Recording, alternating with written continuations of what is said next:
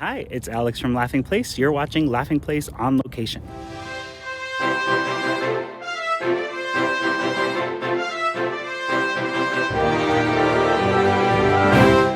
This week, we're in Park City, Utah for the last Sundance Film Festival in the place where it began. Next year, it moves to Boulder, Colorado. If you watched last year's episode, I was doing the event from Salt Lake City because it's hard to get to Park City, especially to find lodging. It's much less expensive to do the bulk of the festival in Salt Lake City, which is what I choose to do. This year I made it happen. I'm so glad I did for the final festival. Got to see a lot of incredible films. In this episode, I'm going to walk you through Disney's 4 entries. We're also going to talk about my top 10 favorite films that I saw at the festival this year. Starting with National Geographic Documentary Films, there's Time and Water from director Sara Dosa, whose name might be familiar to you from Fire of Love. This film follows a family in Iceland and their generational relationship with glaciers. Andri Magnason chronicles his family's life and love of glaciers with the fact that they are rapidly disappearing. It includes a eulogy for the Oak Glacier, and it uses a mix of Super 8, video, cell phone footage, and even a little bit of animation. I'm excited for everybody to see this film. This was one of my favorites from the festival. Here is a look at the Q&A that followed the premiere screening. The real catalyst was when I read an article written by Andri entitled, "How do you say goodbye to a glacier?" And I thought that was just such a profound question to ask at this critical juncture in our planet's history where so many people are grappling with a loss that they can't comprehend. Andri was a writer who I had met actually years before and whose work I deeply respected, and so I was really eager to reach out to him to talk about the potential for a film. There's many steps in between, but I think it was that spark and also just knowing how his mind works. It's so wonderfully expansive, it almost feels kind of cosmic to me, how he's able to draw these overwhelming concepts and make them human and personal. That's why it got me really excited about the potential to make a film. So I write the book and I sent it to Sara, and then I think I lost her because she does Fire and Love, and I think she's become too famous for my book. So I was kind of shoot because we had been talking about collaboration before. So I sent her the book and we start discussing, and they get and I also sent her my grandparents' footage, like the 16mm my grandfather took on the glacier, which I've always thought would become something. But then they actually dove deeper and basically took all my archives, where was a bit going closer to my comfort zone. ESPN has 2 30 for 30 docs at the festival this year. First up is Give Me the Ball, about the life of Billie Jean King. The film tells Billie Jean King's story directly to the camera, and it's framed around the 1973 Battle of the Sexes. It fills you in on everything that happened before that battle, and then also everything that happened afterwards, including King's life, advocacy, and legacy. After the screening, Billie Jean King tossed tennis balls into the audience with a tennis racket to thunderous applause. Here's a look at that and some of the Q&A.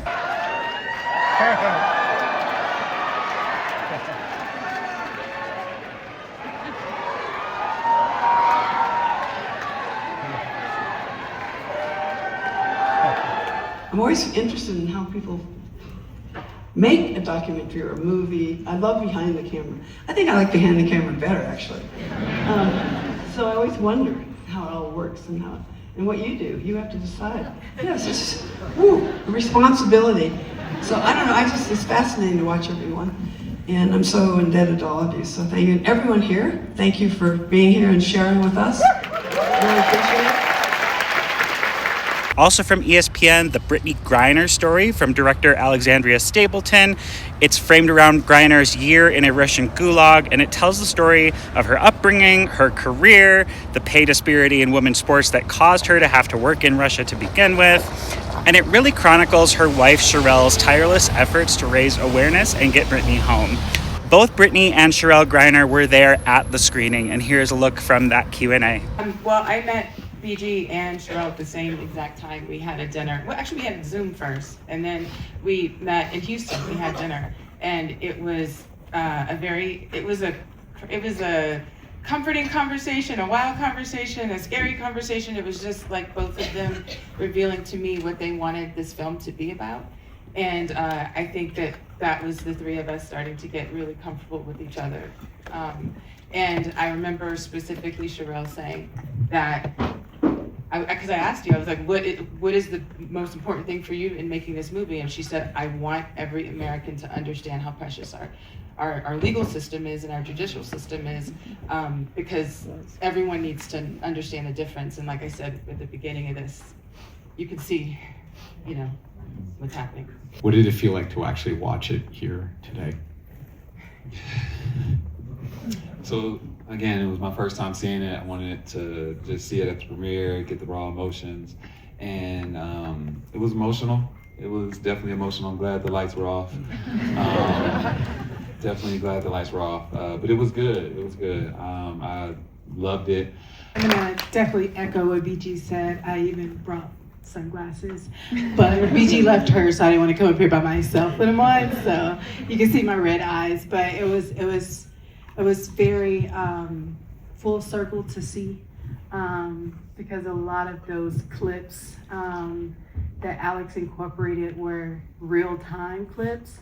And so, I mean, I see BG beside me crying when her real-time clips, and then I see me crying when mine's come up, and I just look at myself and I'm like, oh my God, like that version of me had no idea we'd be here today, so full circle.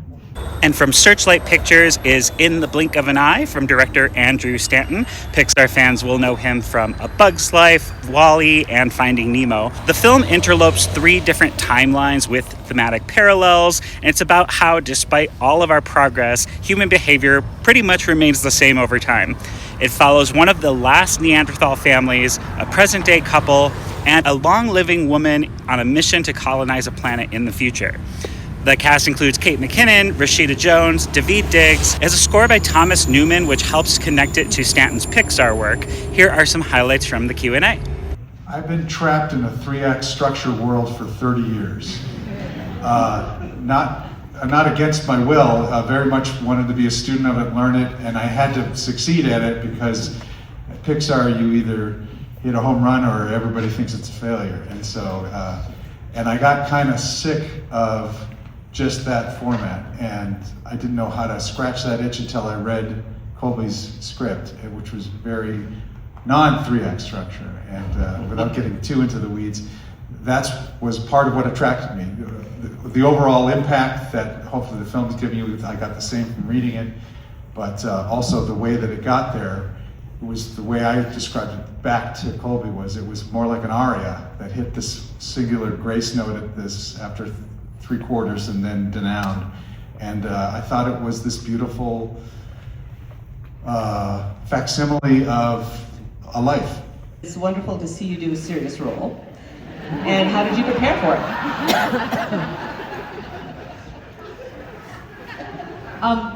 Thank you. Thank you, everyone, for coming. I don't know. I like making people laugh a lot. That's like my whole thing. But at the core of that is loving a connection. And that's why I've always gravitated to the films of Andri, because they're about the power of togetherness, and so and goodness and hope, and so to just be able to express that part of myself that is just like hopeful was good.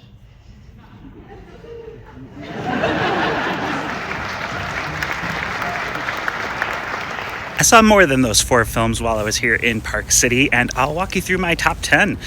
Number 1, I'm not a horror fan, but it's a horror film called Leviticus. It's from Australia.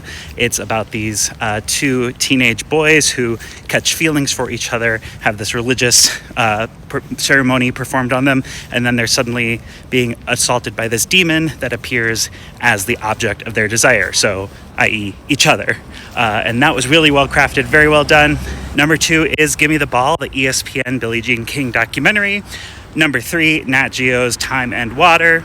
And number 4, the Brittney Griner story. Coming in at number 5, The Invite. This was directed by Olivia Wilde. Searchlight Pictures is reportedly in a bidding war for the film, so maybe by the time this episode airs, we'll know who is going to be distributing that film. But it also stars Seth Rogen, Penelope Cruz, and Edward Norton. And it's a kind of a intimate comedy about a couple on the brink of collapse. At number 6, one of the few family films in the festival this year, Fing, F-I-N-G exclamation point. It's a little bit in the style of Roald Dahl films, particularly Willy Wonka and the Chocolate Factory and Matilda, but the plot also closely mirrors E.T. Taika Waititi plays the villain, and he is brilliant in the role as he is in everything. Iona Bell really wins audiences over as Myrtle, who's kind of like Veruca Salt, but she has telepathic connection to a rare and elusive being called a Fing. It's like a one-eyed furry monster who's brought to life by puppets and computer-generated animation. Next is a documentary called They Dream. It's from William David Caballero, who tells his family's story through archival interviews and varying animation styles.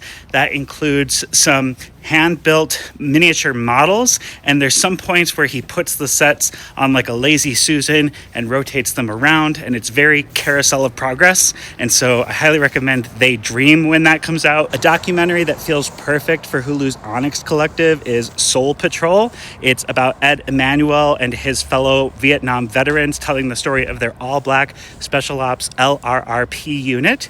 It's based on his book of the same name, but the film uses first-hand Super 8 footage from a lot of the members of the group, and it also chronicles the group's final reunion, and it really paints a very poignant picture of this untold chapter in the Vietnam War. At number 9 is Andrew Stanton's In the Blink of an Eye. And then number 10, this is a film that I think National Geographic might be smart to acquire, The Last First Winter K2. It's a mountain climbing documentary about a quest to be the first to climb K2 in the winter. John Snorri's personal quest was overthrown by a social media star and a commercial climbing company acting irresponsibly. It's a gripping film, pun intended. And if you liked Free Solo, you're probably going to like The Last First Winter K2. Thank you so much for watching this episode. Come back next week for the 25th anniversary of Disney's California Adventure Theme Park. Have a great day. Take care. Bye.